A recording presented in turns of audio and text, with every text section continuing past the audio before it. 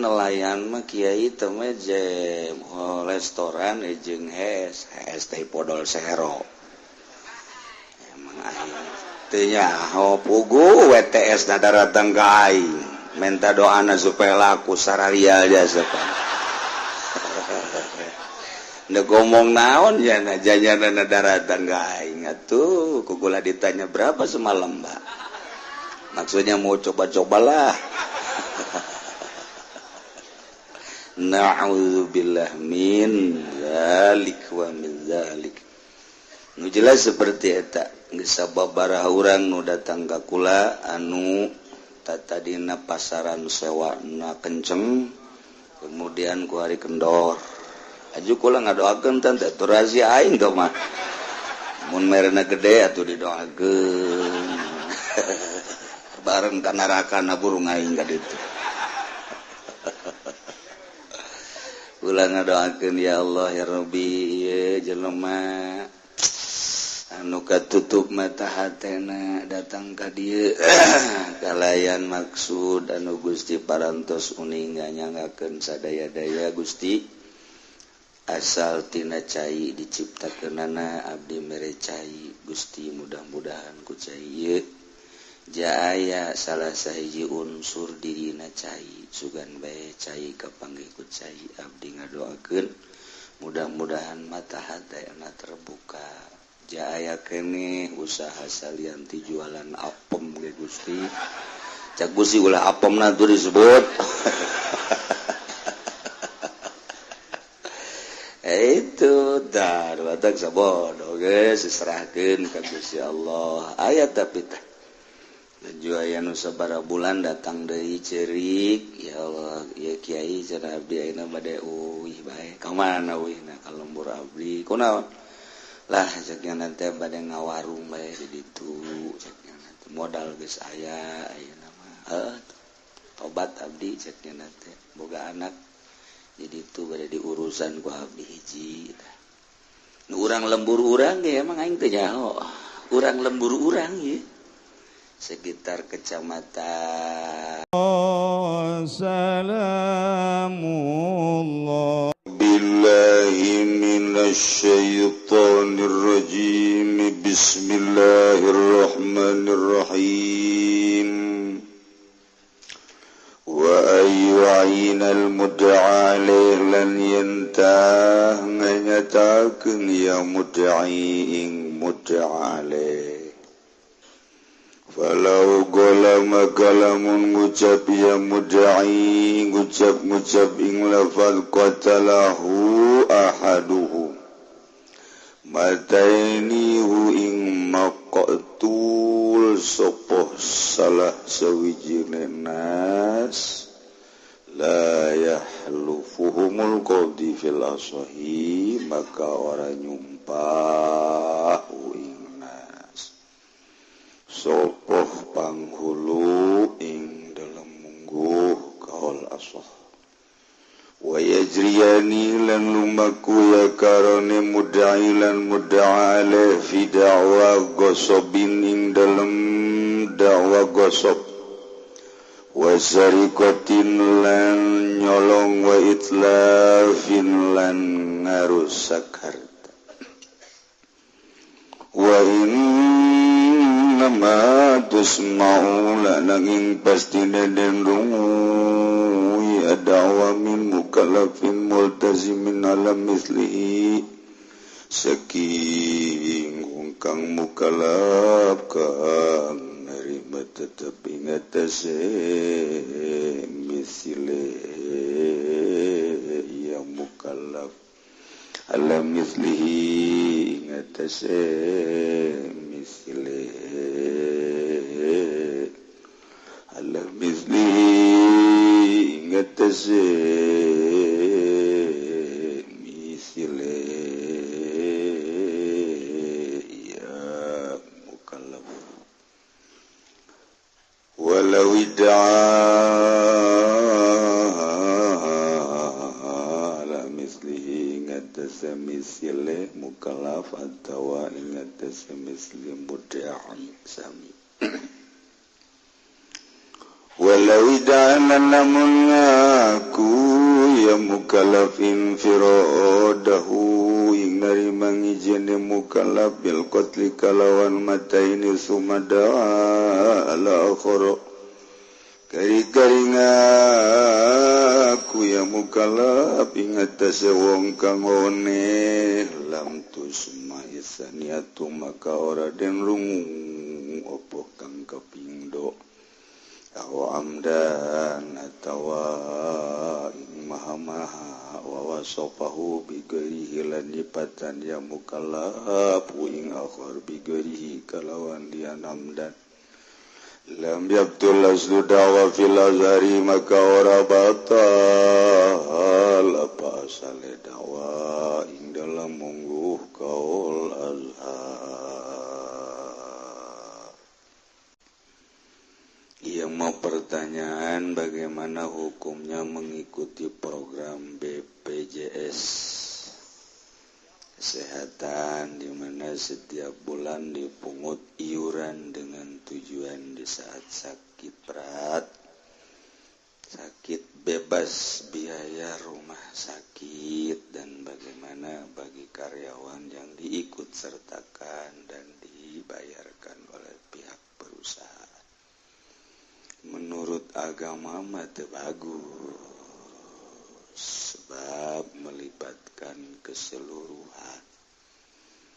Kenu bersangkutan muriang maderes nu teu muriang paeh ngadadak atawa sehat bae kecuali nyana menta diimpus bae sanajan sehat. Sayang uang saya udah masuk, impus aja.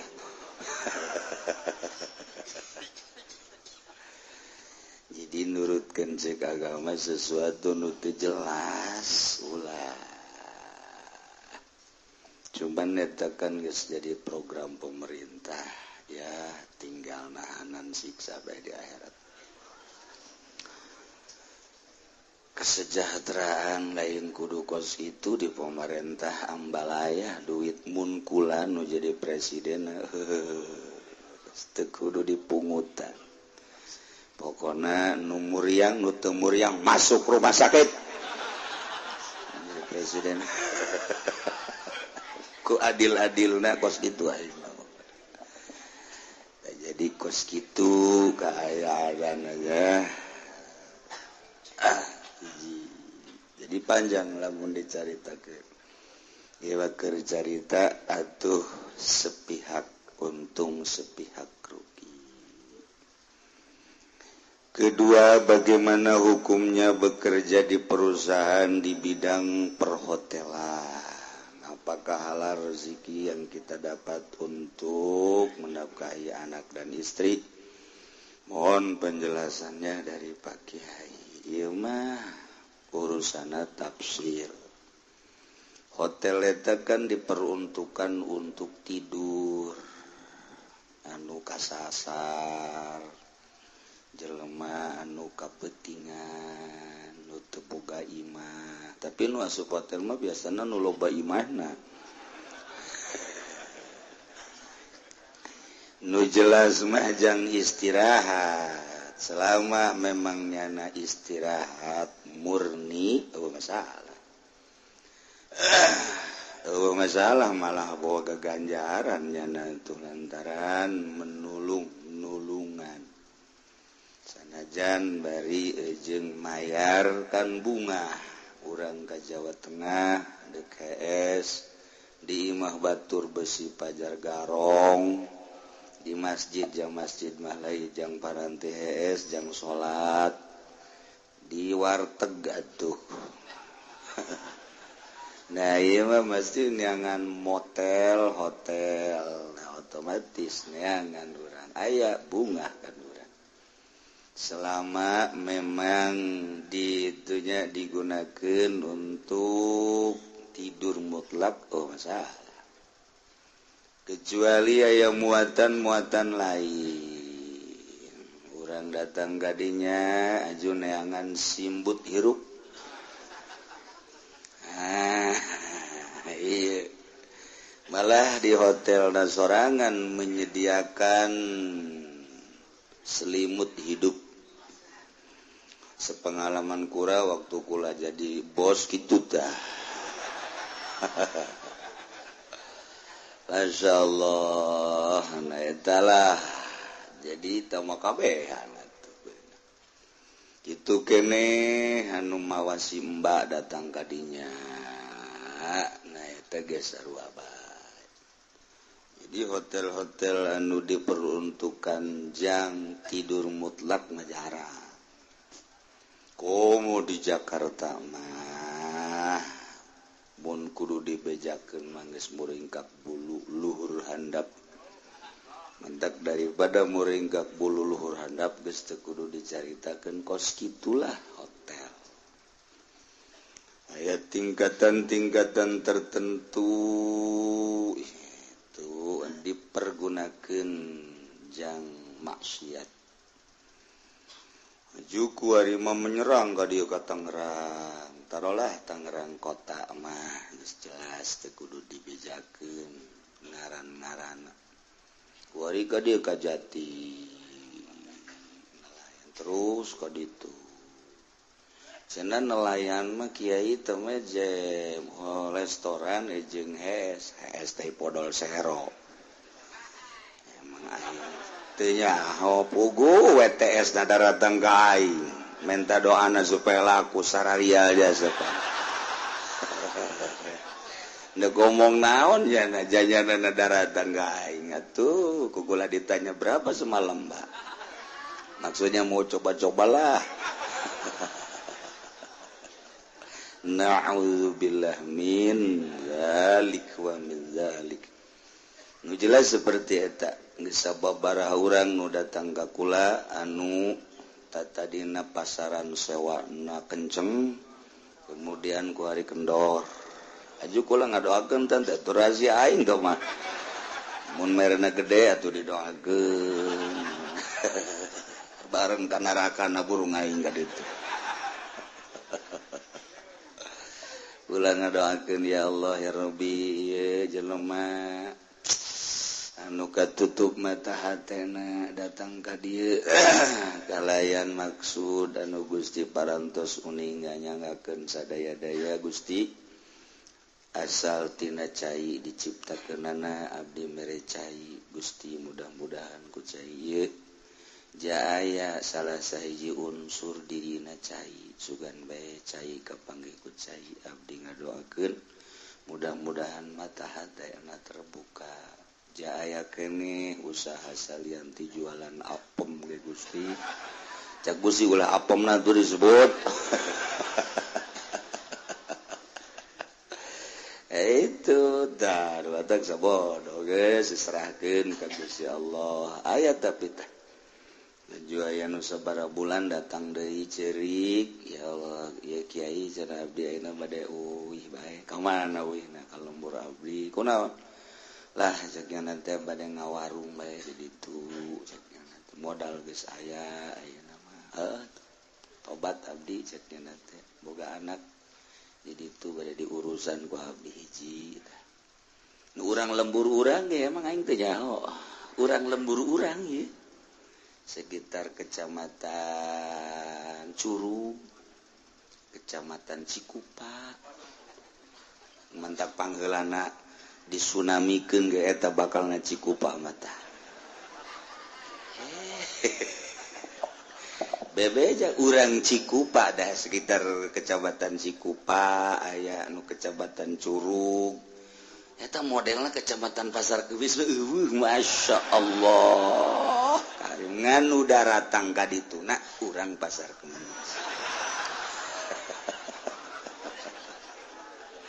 So Gusti Allah, gula jauh. Urang Pasar Kemis teh nu sok nelayan teh nya lillahi taala. Lain lalagan geus mun pake geus lillahi taala geus bohara tah. Tinggal Allahu Akbar bae pan. Nyahona ti mana nyanana bebeja. Siapa yang suka yang jadi langganan Mbak? Ada orang Pasar Kemis juga cenah Kiai. Siapa? Celepuk we ngomong jisia. Oh kada aya we geus lah nyaho. Oh sababaraha urang. sebagian pejabat aya. Sebagian pejabat aya kukula ditaliti. Kula kan pernah jadi intel baheula. Jadi diteliti kukula dengan cara kula tuh lain kieu ngobrol teh nya lagi ngonaekeun kieu mah. Weuy eta mah rahasia. Ngomong-ngomong aya sababaraha pejabat. Masya Allah deuk kumaha nagara beres. Lurah ya ulah diomongkeun lurah. Terus nyedak bakal naga ditu terus perhotelan dikir cerita perhotelan terus aya sabara aya 2 hotel nu deuk dibangun bari nah eta tanggung jawab MUI nu dihareup antara izin mengizinkan dan tidak tergantung MUI-na tanda tangan jadi aya nunggus duk mere duit ke kula keur bulan puasa supaya kula mengizinkan salah satu hotel pokoknya mau dibejakeun lah daerah ditu masih kampung kula dibawakeun duit mah tadi dicokot duit mah aja butuh panjang lebaran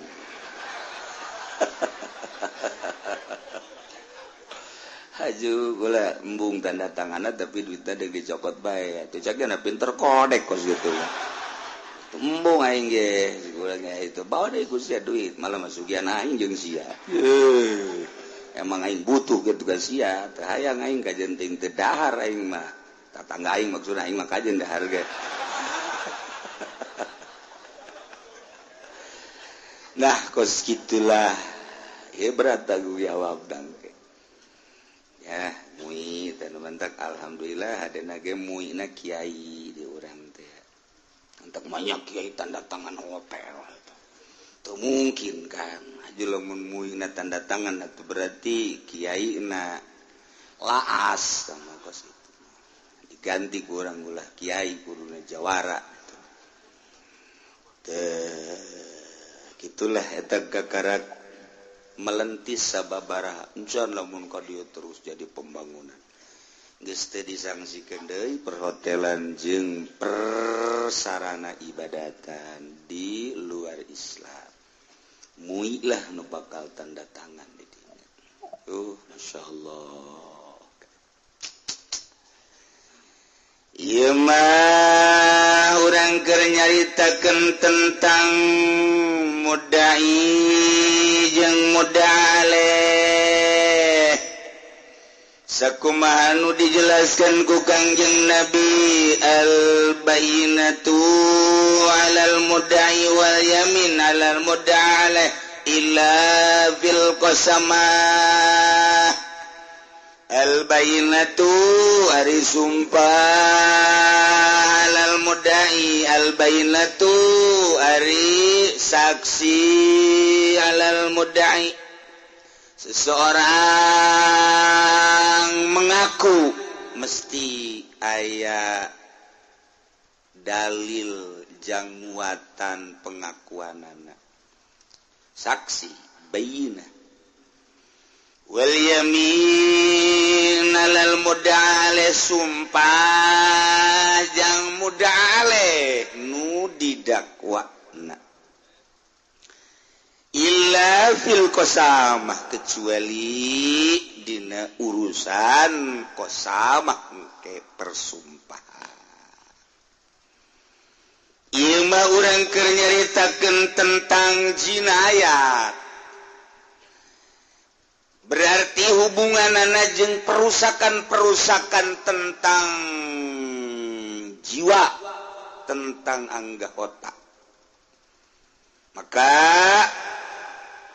isyaratkeun syaratna tentang dakwaan pembunuhan teh aya genep. Nomor kahiji antakuna malumatan kudu maklum kaayaan nu didakwana kudu maklum bi ayu fasila ma yad'ihi secara kudu dirinci naon nu diakuna Zaid boga bapa ngaranna Khalid kemudian terbunuh dicarilah pembunuhna cari kuari kacium ku polisi pembunuhna adalah Ki Bakar angkat Ki Bakar kemudian diinterogasi Ki Bakar ajukan ke meja hijau tak eta teh menang langsung diponis bahwa pembunuh Khalid ialah Bakar kecuali kudu aya kekuatan terutama kudu aya barang buktina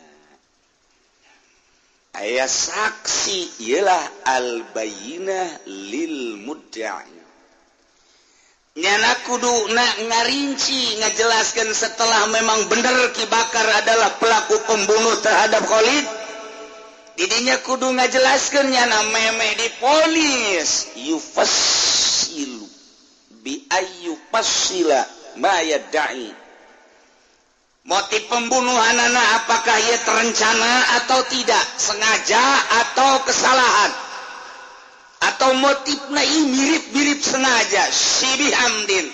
Nah Ki Bakar setelah diinterogasi bahwa nyana benar adalah sebagai pembunuhna ieu ulah waka dipolis kudu ngajelaskeun heula motif pembunuhanana apakah sengaja atau memang kesalahan atau memang ieu Sibih Amdin mirip-mirip kesengajaan lantaran kebeda kan hukumna antara sengaja jeung kesalahan atau Sibih Amdin. Nah eta Ki Bakar mesti ngajelaskeun syarat pertama temenang main hukum sendiri lantaran hukuman nu Gusti Allah Subhanahu wa ta'ala diatur sedemikian rupa rapih atuh lamun di negara make aturan-aturan hukum Al-Qur'anul Karim. Syarat nomor kedua takunamul zamatan dakwanana kudu geus ditetepkeun geus palatus mau dakwah hibati sain teu bisa didenge jelema ngadakwah misalna dibere sesuatu tanpa aya dalil, tanpa aya kekuatan argumentasi.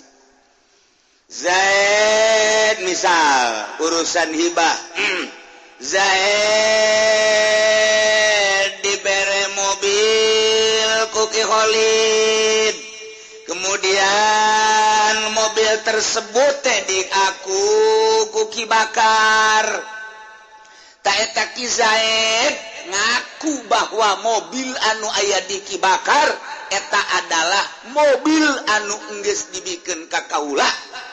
Cek Ki Zaid teh aku Ki Khalid ta eta mengaku bahwa Zaid telah diberi mobil oleh Ki Khalid sedangkan mobilna aya di Ki Bakar. Nah eta ge perlu argumen-argumen dalil-dalil. Lamun langsung ditanggapi baik waktu pada ngararaku baik kabeh Ki Zaid ngaku sebidang tanah sedangkan tanahna dikuasai ku Ki Bakar nu nyekelna da eta mengaku tanah tersebut hanya menanti mana pamere ti Ki Khalid tak eta teu bisa didenge langsung pengakuanana kecuali kudu jelas tentang pemberianana ulah pernah dibere saha saksina mun aya ajukeun sanggeusna saksi komo kuari mana surat-suratna surat hibah dan lain sebagainya lamun itu boga surat nah ieu adu kekuatan mana nu leuwih kuat teu bisa langsung ditanggapi ku hati. Katilu wasalisu ayeuna ye nomor katilu wa ainal mudale nomor katilu si mudai teh kudu nganyatakeun dina dakwaanana al-muda'alih kanu didakwana Zaid boga bapak ngaran Khalid terbunuh. Ternyata begitu diteliti pembunuh nate ieu adalah mengarah kaki bakar. Nah ieu kisah teh kudu ngajelaskeun dina mengaku pembunuh terhadap bapana nu ngaran Khalid mengarah kaki bakar kudu ngajelaskeun bahwa Ki Bakar adalah sebagai pembunuhna. Tentuna kudu ayat tanda-tanda. Kudu jelaskeun tanda-tanda pelaku pembunuhan tersebut. Numantak setelah lapor langsung tewak ku polisi. Setelah ditewak integrasi langsung kudu ngajelaskeun. Zaid panggil. Setelah Zaid panggil Bakar dia panggil. Nah eta urusan polisi kadituna lantaran urang make cara-cara urang hese. Maka polisi mah bener bisa jadi bener, salah bisa jadi salah. Dibalikeun deui bener jadi salah, salah jadi eta doang itu kuat mentah. Bener jadi bener mantep, salah jadi salah mantep, tapi bener jadi salah, salah jadi bener. Iya nu teu mantep nah. Sakola polisi mah urusan kos kitu teh. Nah, dibantulah ku hari ku pengacara ku advokat. Urusanana nyaho henteu, nyaksian henteu, tapi nyan siap. Taetalah aing nya mah ngabantu eueuh masalah, tapi di jerona aya unsur-unsur bisnis. Dijadikan satu proyek, emangnya nama didinya sakola nages proyek nage didinya. Mantak polisi mah mun ngadenge di lembur aman jeung kondusif nya nama teresepen lantaran teu jalan proyekna. Tapi lamun ngadenge aya hal-hal anu perlu diberesan ku polisi nya nama geus ketap bae sakumaha neuleuh buah ngora. Eta polisi eta kos kitu percis dunyeun rumah sakit. Lamun ngadenge masyarakat sararehat bae nya nama belu bahasa mana teh belu nya nama lamun ngadenge masyarakat teh sararehat teh sararial jasa aing ngabuangun mahal masyarakat eueuh nu asup ka rumah sakit aing diteluhan bae kitu ku aing teh carita sompralna. Jadi memangnya nama proyek da didinya atuh ngadenge nu muriang teh resepeunnya nama. Lantaran motifna kuari mah lain endeuh nyehatkeun tapi bisnis. Tapi ketika nyieun satu bangunan niat lillahi ta'ala jangan waraskeun secara lahiriah hakikat ti Gusti Allah. Eueuh masalah nyana alhamdulillah beuh masyarakat ieu sararehat nuhun aing teu riweuh cek nyana teh. Geus bae alhamdulillah nu penting para ke ibadah aing mah geus senang bae nu aya lillahi taala. Eueuh tak pikiran naon-naon.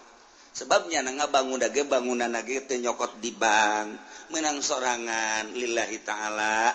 Ah cenah nu perlu diopnam aya tempatna, dideuleu jelemana.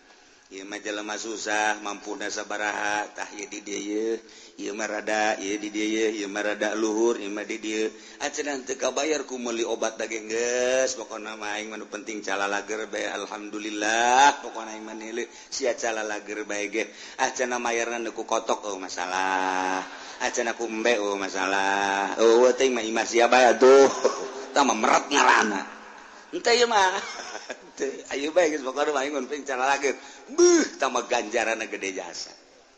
Ngan mana ku hari nunyin rumah sakit model kos kitu teh coba mana. Madak ta dokter nu kos kitu mah tah neuleuh nu sehat teh geus alhamdulillahirabbil alamin. Geus penting sararehat. Tapi anu ngabangunna memang yang bisnis mah ngadenge jelema sararehat kabeh teresep bila perlu nyieun nyana racun-racun. Nyieun nyana mantak dokter teh ku ari mah aya makanan make campuran gitu obat-obat nah eta teh resepen sebab engke 1 2 3 tahun bakal kena penyakit makanan ini nanti 1 2 3 tahun bakal terjangkit penyakit resepen dokter mentak siap-siap jangan nyieun obat 3 tahun lagi nanti akan banyak penyakit sebab geus diciptakeun tina makanan anak kos kitu kos urang naik mobil di Jakarta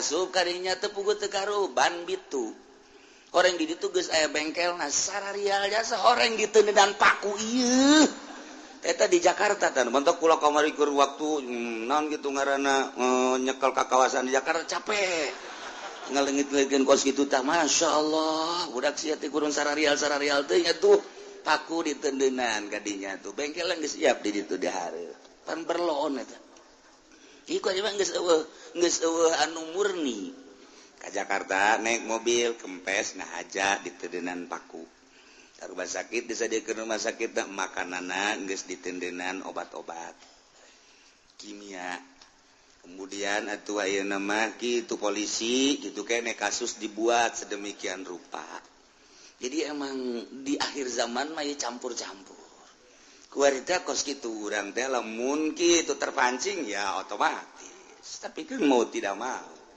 urusanana mesti kos kitu dah kudu ngajelaskeun deh wai-waina jeung kudu ngajelaskeun si mudaleh pelakuna kudu dijelaskeun bahwa melakukan pembunuhan dengan aya barang bukti nyana kudu ngajelaskeun sorangan tah duaan tah tiluan tah atawa rame-rame eta kudu ngajelaskeun jadi kisah teh nuduh pun bahasa urang nama pelaku pembunuhan bapana nu ngaran Khalid adalah Ki Bakar Ki Zaid kudu ngajelaskeun laporan dengan laporan anu intensif nu otentik laporan anu jelas supaya jelas engkena pelaku Ki Bakar barang bukti aya dan lain-lain sebagainya tak kudu ngajelaskeun sorangan duaan tiluan jelaskeun ku Ki Zaid ngeunaheun ke polisina sidang di meja hijau kan enak teu meunang kieu Pak saya lapor ya siapa kamu saya Zaid orang mana Cikupa Pak laporan apa bapak saya nama Khalid Pak dibunuh oleh siapa pokoknya tangkeplah pokoknya tuh Bakar dan rekan-rekannya tangkap kok bisa begitu sih pokoknya tangkap dulu dah tangkap pujana ayam meureun 5an Zaid ini Bakar dan rekannya sudah ditangkap ini siapa pembunuhnya pokoknya apa salah satu dari yang 5 cak polisi sial amat siap atau salah sahiji nu 5 teh nu mana pokoknya salah sahiji 5an eta lah pembunuhna teu bisa kitu tetep kudu dijelaskeun atuh lamun salah sahiji mah meureun Bakar enak aja beun sia meureun dadap weuh sembarangan meureun sia waru enak aya lu enak aya oh kampung Melayu berarti ya nu 5an ditanya lamun salah sahijina doang pelaku pembunuhan eta ngaranna teu jelas jadi lamun teh mah Zaid ngajelaskeun qatalahu ahaduhum pembunuh bapak kula teh salah sahijina tinu 5 mau bari henteu dijelaskeun mah bahwa pembunuhan tersebut teh urang lembur eta nah eta teu bisa diterima tetap layah lupuhumul qadi fil asaq henteu bisa disumpah ku qadi heulana lantaran encan jelas tetap kudu jelas heula nu rapih teu meunang sambarangan beusi salah gitu mentak kudu nyieun undang-undangna nu rapih beusi cara kajadian antara pengemudi jeung polisi teh Zaid nyana usahana di beca orang Madura bisa orang Madura mapan ngomongna aya sewa tangkap ke polisi balik ada apa Pak enggak lihat rambu-rambu tuh lihat saya lihat Pak rambu-rambu apa itu beca dilarang masuk ke situ. Kenapa kamu masuk aja? Di situ gambarnya Pak, beca tidak ada sewa. Ini kan ada sewa aja Pak. Polisi bingung, goblok kamu. Saya apa bapak yang goblok? Bikin rambu-rambunya yang bener dong. Tapi di situ kan ada di bawahnya dilarang beca masuk sini. Itu kan udah. Kamu bisa baca enggak? Enggak Pak. Kamu nggak bisa baca. Kalau saya bisa baca, Pak, saya jadi polisi Pak. Saya nggak bisa, cuma lihat aja di situ ada beca pakai palang begini, nggak boleh masuk. Saya lihat becanya kosong, saya ada isinya Pak. Kata polisi, udah langsung atuh, blon kabehan Pan. Kata bisa ada tuh orang Madura, sial jasa. Orang Madura mau kos gitu mungelehnya nama. Sama sarwa yang dilarang kencing, ngising di dinya. Sarwajing eta pantama, dilarang kencing di sini. Oh, nggak boleh juga kencing. Berarti berak mau boleh. Padahal mapan kencing bae nuringan teu meunang atuh komo ngising. Itu ge sarua beca kosong bae teu meunang atuh komo aya sewaan. Dasar urang Madura bloon. Tetapi polisi eleh bae. Gara-gara naon teu bisa baca nya. Enggak bisa baca kamu? Enggak, Pak. Beneran? Ya bener. Kenapa enggak bisa baca? Kalau saya bisa baca aja saya jadi polisi, ntar bapak yang saya tangkap. Udahlah, seluruh. Ntar sewanya berapa bayarnya? Bayarnya 5.000 bagi 2 dong. Aduh, kata polisi Madura kos gitu. Tangerang mah itu. Itu beda lebih parah malah. Aduh, Gusti Allah. Wa yajrili bidawa gosobin berlakulah dakwah jeung modal tentang dakwahan mengenai tentang gosob sarua sapedah kizae digosob ku Ki Bakar terjadilah dakwah mendakwa ta ieu geus teu meunang sambarangan tentang penuduhan penggosoban atau maling wasarikotin yang sarikoh temenang langsung diponis seseorang tanpa dijelaskan di pabrik leungit sepatu sakontainer maling mah biasa kan hiji 2 3 sampai 10 ini mah sakontainer pan pohara tau mah pohara leungit sepatu eta sakontainer ya Allah ya Rabbi sarua aja leungit beusi ge sakontainer ya wih aya nu leungit pakaian sakontainer jadi mau maling teh sakontainer aju di mana eta engke transaksina di tol asal buntut jeung buntut ngadu bae kos kitu tadi tol tah singa eta nah eta kula pagawean baheula kos kitu tah kerja di Jawara tah kos aduh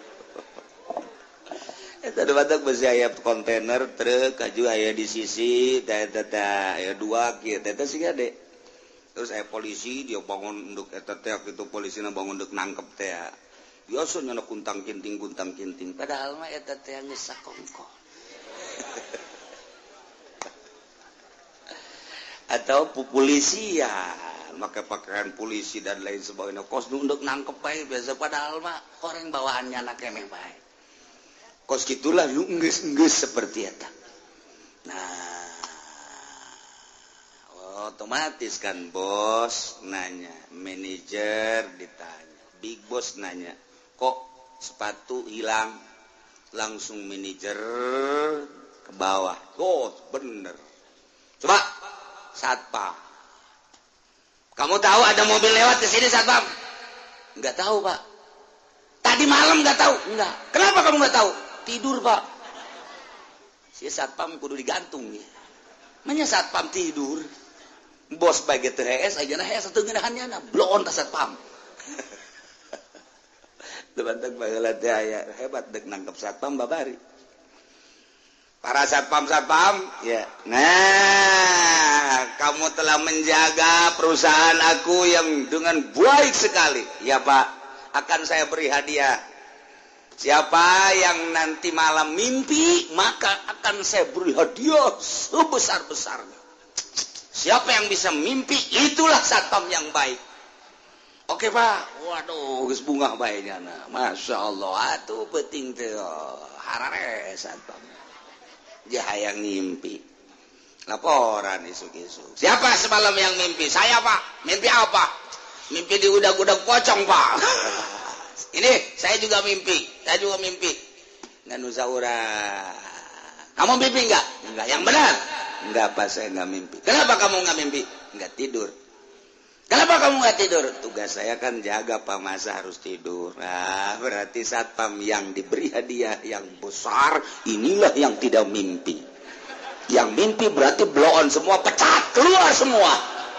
Sial, ajak lu dipecat ya. Eta mah pas gitu. Ai pagawean sorangan bae. Ulah menang di bongbroy, nu mantap ku ari kiai loba nu dipecat ge. Kiai mah pagaweanna ngaji, sakolah henteu, kuliah henteu. Kudu sadar diri nya namangan sakadar ti majelis ka imah ka masjid, ti majelis ka imah ka masjid. Bejakeun nu haram-haram nu halal-halal tanpa aya muatan-muatan nanaon. Eta kiai, ku ari kiai diajak kampanye, ieu dipecat ku Gusti Allah. Dipecat kiai nu kampanye ku Gusti Allah dipecat. Naon sebabna? Sebab ieu satpam hees. Sarua tah. Pemecatan anak satpam aku bos, ieu langsung ku big boss. Batak ieu kuari pengajian di Ciloko loba kiai pemecatan saudara. Ngan geus daftar deui nya. Geus daftar deui big boss, saya daftar lagi udah dipecat, udah sadar saya waktu ikut Golkar. Sekarang saya atuh mau daftar lagi. Iya boleh, cek big boss. Boleh daftar lagi. Oh no, hadiah mau wajar aja tuh big boss. Udah mohon maaf aja lah. Mobil Avanza doang. Eta. Jadi kiai teh lo bantu dipecat, segala asup Golkar. Segala PDI. Wacana ieu mah PKB sarua. Petilu mah cenah asas Islam, asal teh podol serok. Eueuh nu beres kabeh ge. Eta kaluar tah kiai. Cenah ieu maing mah kiai na ge pantatarina ge sanawiyah aliyah terus kuliah ka ditu ka mana? Ka Jakarta. Ka mana kuliahna sia? Yain baheula kuari naon? Kuari mah diganti. Nah, jadi kula mah aya bidang di dinya teh eta. Mantap kula mah ka dinya, ulah jadi kiai atuh sia. Di dinya tuh di urusan politikus, di urusan perpolitikan. Jadi kula mah jadi kiai ongkoh, jadi politikus ongkoh. Apa naik kiai mah ngagugulung ilmu Allah, ai politik di Indonesia mah ngagugulung ilmu juri. Manya bisa akur antara kakiaian jeung kajurigan. Sia dek gedean kakiaian ka Allah, dek gedean kajurigan. Pilih ku sia. Dipecat sia ku aing. Tah teu malikir teh kiai. Da ieulah percis ko satpam molor. Dipecat ku bos teh ge kiai keluar tidak rela dipecat. Mata embungeun masyarakat ngaji di tongtrongan bae ge. Tongtrong datang ke songhek tongtrong. Tambah make sapeker dulur. Majelis geus bagus ya kulan teh gara rajin bolon. Cek masyarakat sia nu bolon. Ngadu jeung masyarakat goblok sia teh kieu tolol. Je teu daekeun ngararaji, ulah oka ngajakan batur, kiai heula. Apaan sabeulem tah? Aduh Gusti Allah. Sakieu aing baliklah cenah ngajina. Terus anu nita ngaji ka dieu. Geus minggu hareup lolos. Tadi itu ngaji jeung bupati ka ditu. Jeung gubernur. Abeh saruang ke di Pondok Bambu ka ditu. Pondok Bambu teh naon? Ya Allah ya ta ieu keur carita pemecatan keluar tina rel mah teh kiai mah tuh sakolah henteu nonton geus ngaji ka majelis jeung santri ka masjid atuh geus ka imah aya we nu paeh ka dinya diondang nyala teu aya nu deuk hajatan ka dinya kitu rasulan nyala ka dinya hadiah puji beres geus aya benok meuli mobil alaga meuli mobil anyarnya waduh kudu disembur heula ieu lamun teu disembur cilaka sia bisa atuh ka imah heula atuh kudu make kukudang kiai ge sarua nipu mah nipu bae sarua ngan teu kanyahoan kiai mah nipuna urusanna gaib panto mah